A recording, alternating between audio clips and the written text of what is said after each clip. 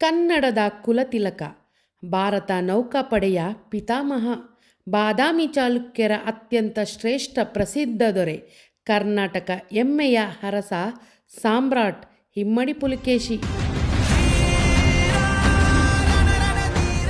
ನಮಸ್ಕಾರ ಸ್ನೇಹಿತರೆ, ಇಮ್ಮಡಿ ಪುಲಿಕೇಶಿ ಜಯಂತಿಯ ಹಾರ್ದಿಕ ಶುಭಾಶಯಗಳು. ಇಮ್ಮಡಿ ಪುಲಿಕೇಶಿ 6ನೆಯ ಶತಮಾನದಲ್ಲಿ ಅರಬ್ ದೇಶದವರ ದಾಳಿಯನ್ನು ತಡೆದಂತಹ ಮಹಾನ್ ವೀರ ಇಮ್ಮಡಿ ಪುಲಿಕೇಶಿ.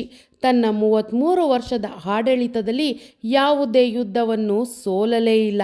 ಈತನಿಗೆ ಸತ್ಯಾಶ್ರಯ, ದಕ್ಷಿಣಪಥೇಶ್ವರ, ಪರಮೇಶ್ವರ ಹೀಗೆ ಹಲವಾರು ಬಿರುದುಗಳಿದ್ದವು. ಬಾದಾಮಿ ಚಾಲುಕ್ಯರ ಅತ್ಯಂತ ಶ್ರೇಷ್ಠ ದೊರೆ ಇಮ್ಮಡಿ ಪುಲಿಕೇಶಿಯ ತಂದೆ ಕೀರ್ತಿವರ್ಮ. ಕೀರ್ತಿವರ್ಮರು ಅಕಾಲಿಕ ಮರಣದಿಂದ ತುತ್ತಾದ ಕಾರಣ ಪುಲಿಕೇಶಿ ಇನ್ನೂ ಅಪ್ರಾಪ್ತನಾಗಿದ್ದ ಕಾರಣ ತನ್ನ ಚಿಕ್ಕಪ್ಪ ಮಂಗಳೇಶನು ಆಡಳಿತ ನಡೆಸುತ್ತಿರುತ್ತಾನೆ.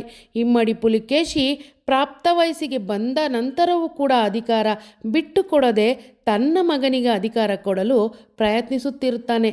ಇದರಿಂದ ಕೋಪಗೊಂಡ ಇಮ್ಮಡಿ ಪುಲಿಕೇಶಿ ತನ್ನ ಚಿಕ್ಕಪ್ಪನೊಂದಿಗೆ ಯುದ್ಧ ಮಾಡಿ ಮಂಗಳೇಶನನ್ನು ಸೋಲಿಸಿ ಕೊಂದು ಅಧಿಕಾರವನ್ನು ಪಡೆಯುತ್ತಾನೆ.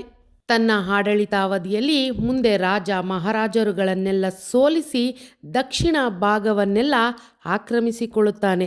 ಇದನ್ನು ಅರಿತಂತಹ ಉತ್ತರ ಭಾರತದ ಪ್ರಸಿದ್ಧ ದೊರೆ ಎನ್ನುವಂತಹ ಹರ್ಷವರ್ಧನ ಇಮ್ಮಡಿ ಪುಲಿಕೇಶಿಯ ಮೇಲೆ ಯುದ್ಧವನ್ನು ಸಾರುತ್ತಾನೆ. ಈ ಯುದ್ಧದಲ್ಲಿ ಇಮ್ಮಡಿ ಪುಲಿಕೇಶಿ ರಾಜ ಹರ್ಷವರ್ಧನನ್ನು ಸೋಲಿಸಿ ದಕ್ಷಿಣ ಪಥೇಶ್ವರನೆಂಬ ಬಿರುದಾಂಕಿತನಾಗುತ್ತಾನೆ. ಹೀಗೆ ಹಲವಾರು ಪರಾಕ್ರಮಗಳನ್ನು ಪ್ರದರ್ಶಿಸಿದಂತಹ ವೀರ ರಾಜ ಇಮ್ಮಡಿ ಪುಲಿಕೇಶಿ.